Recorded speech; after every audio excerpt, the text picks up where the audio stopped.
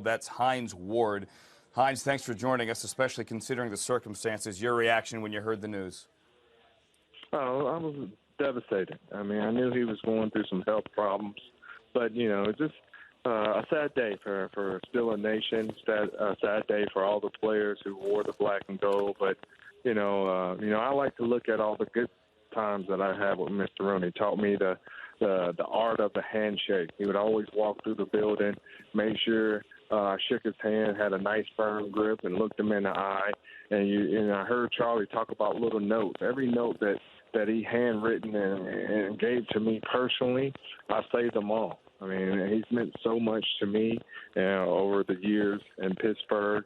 But he taught me the value of just giving back to the city, doing community work. That was something that when I got drafted in '98 for the Pittsburgh Steelers, one of the first opportunities I had was the Salvation Army, and that was something that he was felt strongly about. And we did Project Bundle Up, of giving little kids coats to wear to school. And he would always come to the mall, him and his wife, and be a part of it. It just made me feel special to be a Pittsburgh Steeler.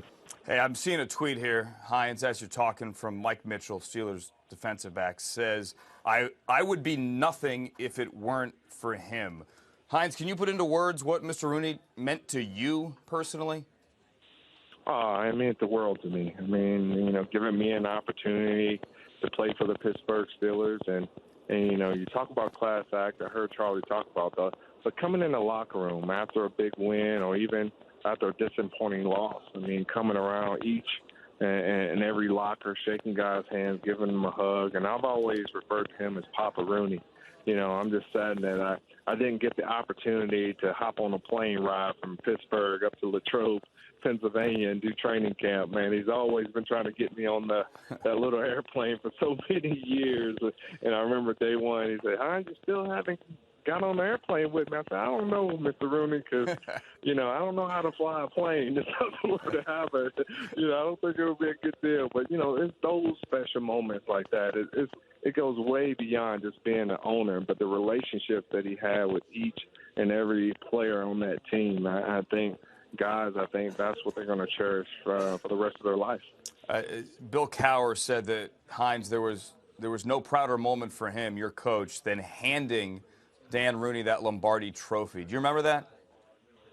Oh, no question about it. Listen, that year that we won the Super Bowl, I held out that year. And I remember coming into training camp, and he was one of the first guys that I saw when I got into Pittsburgh and coming out of that holdout. And I apologized for him because I never wanted to bring negative attention to our organization. It was just a misunderstanding on my behalf with my agent and part of miscommunication with the Pittsburgh Steelers. But I never, ever, that was something that I will always regret, of holding out for the Pittsburgh Steelers, because he's given me so much and given me an opportunity to live my dream. And playing for 14 years, there's not a day that go by that I just feel bad for having that kind of dispute with the Pittsburgh organization, holding out. But when we won the Super Bowl that year, it made me felt great as a player, because I wanted to validate after coming.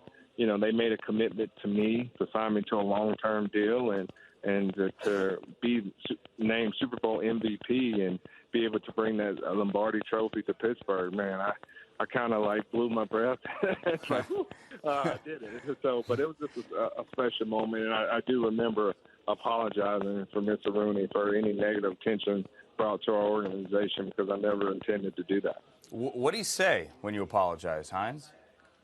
He said, "Hey, don't worry about it. I mean, things happen, and you're a Pittsburgh Steelers. We want you to be Pittsburgh Steelers for life. Now go out there and help us win a Super Bowl." And just having your owner just give you that vote of confidence of signing me to a long-term deal, and having the trust that, hey, be a leader on the team, be more than just a football player, be a leader to our city. It just meant the world to me to be able to do that. And winning the Super Bowl, he was one of the guys that I hugged dearly. I almost hugged him too hard. I picked him up off his feet. He was like, oh. But those are the special moments that I'm going to remember about Mr. Rooney. And I'm so thankful to War to have worn the black and gold and able to win a couple Super Bowls while I was playing. Hines, I said this to Ryan Shazier before. He's in studio with us here today.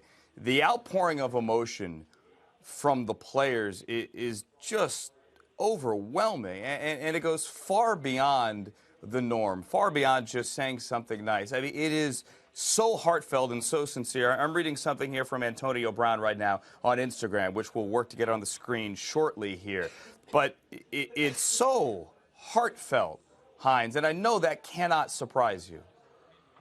No, I mean, not surprised because he was kind of a lot of guys' father figure. I mean, he was the way he handled himself, the way he taught his players the value of hard work, to go out there and give it your all. But he was just so sincere as an owner. I've only played for one organization, so I really can't speak on other owners. But, when you talk about Pittsburgh Steelers, you always hear people refer, it starts from the top.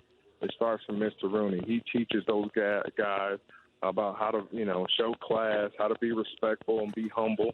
Never think that one guy is bigger than the team. And it started from Mr. Rooney, and that's what you shared and you loved about it. Hines Ward, I know this is not the occasion that you wanted to pick up the phone for, but we greatly appreciate that you did, and thank you for sharing your memories of Dan Rooney. Talk to you soon. Oh, no problem. Anytime.